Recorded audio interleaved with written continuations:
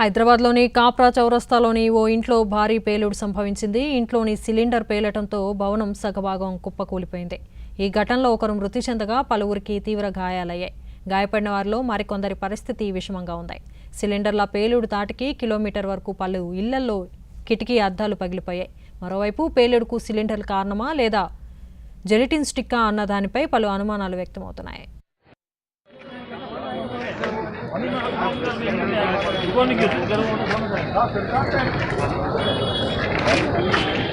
रवि योगी पुरंदर सांगा निघा